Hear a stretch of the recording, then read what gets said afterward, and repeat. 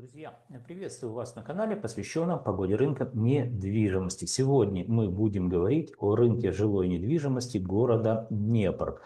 Показываю вам ссылку на полный обзор для того, чтобы вы могли данный обзор, кому это, конечно, необходимо, скачать себе и, в общем-то, в формате PowerPoint получить, так сказать, данные для дальнейшего исследования, работы или же, так сказать, таких целей, которые вы преследуете, просматривая мои видео. Итак, желтым маркером подчеркну ссылку. Она находится прямо в первом описании или комментарии под данным видео. Хорошего просмотра вам. С теми процессами, которые я наблюдал на рынке жилой недвижимости города Днепр. Перед вами карта, да, благодаря статистическим данным, которые мне любезно предоставляет компания Олимп Консалтинг. Перед вами карта Донецко-Приднепровского региона, куда до войны входило 4 крупных областных города-центра, сейчас входит 2. Сегодня мы говорим о городе Днепр. Вот здесь вы видите, указочкой показываю, это легенда карты. Ну, давайте пройдемся сначала. Это такие обобщенные данные, которые характеризуют состояние рынка недвижимости на конец 2025 года, на конец декабря. Итак, население довоенное, друзья. 966 тысяч, ну почти город-миллионник был.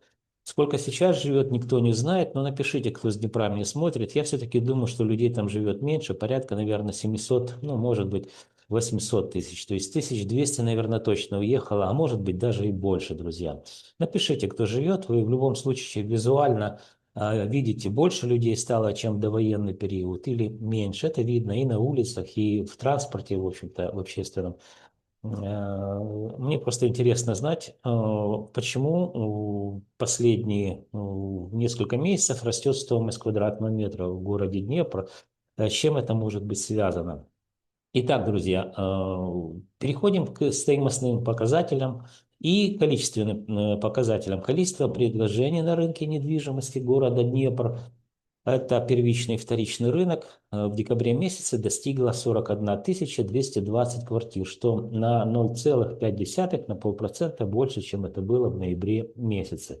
Социальное жилье, друзья, буду говорить только в процентном соотношении, подорожало за месяц. Вот почему я хочу узнать. Неужели стало людей больше жить в Днепре? Что такой спрос на недвижимость? То есть выросла, подумайте только, за один месяц почти на 1%. Это город Днепр, прифронтовой практически город, где ну, реально блэкаут, несколько дней нет света, как, собственно говоря, в городе Киеве, да, и мы видим ну, какое-то помешательство у людей, которые хотят продать свои квартиры по неадекватно, так мини-рыночно высоким ценам. Ну, это понятно, продавец всегда хочет продать за самую, так сказать, дорогую цену свой объект недвижимости. Итак, зафиксировали на 0,91% подорожала недвижимость всего лишь за один месяц. Это декабрь месяц. Дальше социальное жилье, аренда. Одно, двух, трехкомнатные квартиры. Здесь мы сравниваем не месяц к месяцу, а квартал к кварталу. То есть четвертый квартал это у нас декабрь, с третьим кварталом это у нас сентябрь. Видим, что рост на 1,37%. Рост аренды. Но аренду еще могу как бы объяснить.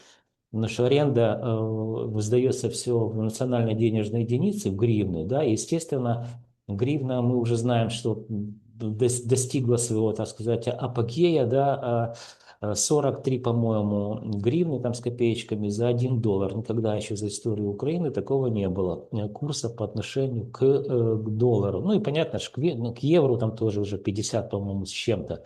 В общем, блин, все летит в тартарары. То есть я здесь могу предположить, раз обесценивается гривна, то понятно, что в гривне должны дорожать услуги и товары. А вот почему дорожает на вторичном рынке, где все продается за доллары, я не знаю, друзья. Напишите, у кого есть какие соображения на эту тему. Дальше. Эконом-комфорт, бизнес-класс. Это также, друзья, вторичный рынок. Подорожало на 0,63% недвижимость за один месяц. Переходим к первичному рынку. Квартиры эконом-класс подорожали на 1%, ну, округлили в большую сторону. Но первичный рынок, друзья, давайте еще очень кратко. Здесь я могу поверить в ситуацию, что на первичном рынке растет стоимость квадратного метра, потому что первичный рынок – это также рынок, который все продается в гривне. То есть инвестор инвестирует в будущее свое жилье на основании там, контрактов, каких-то договоров, возможно, покупки ценных бумаг, и все это, естественно, в гривне. Нет, он может, конечно, пойти поменять доллары по курсу и отдать это все компании-застройщику. Но прописано все в гривнах. Поэтому, друзья, с учетом того, что гривна обесценилась, как я уже вам сказал, за один месяц мы увидели 43 там, с копеечками, а в прошлом месяце было 42, там 30, 323, ну там 42,323. То, ну, как бы несложно посчитать, что девальвация за один месяц, в общем-то, достаточно значительна. Естественно, это вызывает инфляционные процессы, то есть дорожают товары и услуги, а недвижимость, напомню вам, является таким же товаром.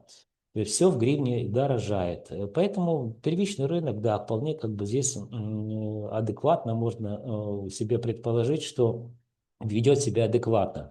С учетом того, что это еще квартиры эконом-класс, они ну, реально очень недорогие. По сравнению с первичным рынком комфорт бизнес-класс. Здесь квартира стоит гораздо дороже, почти в 2 раза. Но здесь мы видим, что снижение стоимости на 0,17% за один месяц. Перейдя к первичному рынку квартиры элитного класса, здесь снижение на 0,15%. То есть мы видим, что всего лишь на первичном рынке 2 класса показали снижение стоимости, а вторичный рынок, социальное жилье, эконом-комфорт класс показали нам какое-то безумие. При фронтовом практически городе, без света, рост чуть ли не по проценту в месяц. Ну, дальше будем размышлять, с чем